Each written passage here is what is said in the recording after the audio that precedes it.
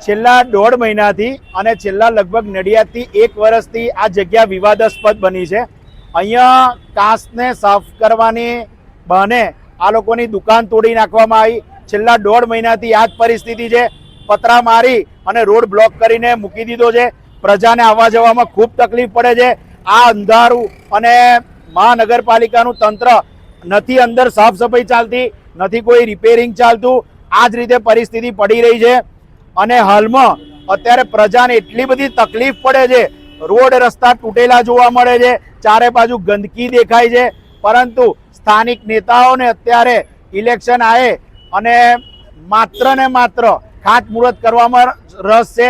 જો આ જ ખાતમુહૂર્ત છેલ્લા 5 વર્ષનો તમે નડિયાદનો ચિતાર લઈ લો, 5 વર્ષમાં નડિયાદમાં ક્યાંય ખાડા ઓછા નથી થયા, ઉપરથી વધારેમાં વધારે નડિયાદ ખાડા નગરી થઈ ગયું છે। પરંતુ નેતાઓ સ્ટેજ ઉપરથી પોતાનો વાણીનો બેફામ વાણી વિલાસ કરી રહ્યા છે।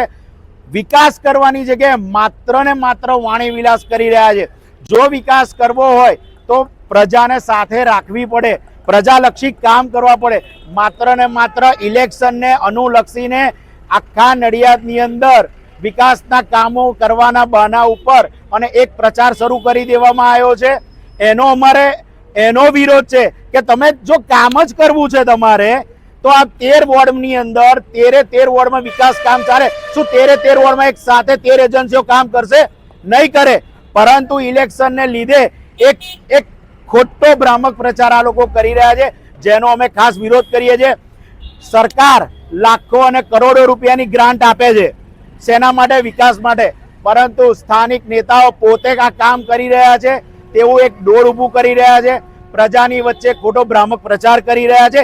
ગ્રાન્ટ સરકાર આપે છે, સરકાર ધારાસભ્ય કોઈ પણ પક્ષનો હશે, મહાનગરપાલિકામાં સત્તા કોઈ પણ પક્ષની હશે, પરંતુ મુખ્યમંત્રીની ગ્રાન્ટ આવશે, શહેરી વિકાસ યોજનાની ગ્રાન્ટ આવશે, મહાનગરપાલિકાની પણ ગ્રાન્ટ આવશે।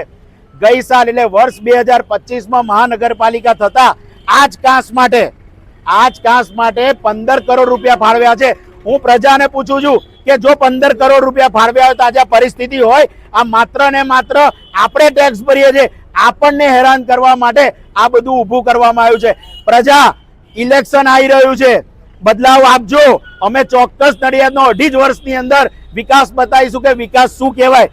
માત્ર ને માત્ર અત્યારે જે તંત્ર સત્તા ઉપર છે એ પોતાને હવે ચોપડીઓ બહાર પાડશે કે અમે 5 વર્ષની અંદર આ કર્યું, પણ 5 વર્ષની અંદર જો તમે ખાડા નહીં બતાવો ને તો એ ચોપડીની સામે તમે શું ભ્રષ્ટાચાર કર્યો છે એ બતાવીશું। અને આ મહાનગરપાલિકાની અંદર એસીની ઓફિસમાં બેસી રહેલા બંને ડેપ્યુટી કમિશનરોને ખાસ સૂચના છે કે તમારી આ અવગણનાને લીધે આ નડિયાદની હાલત છે।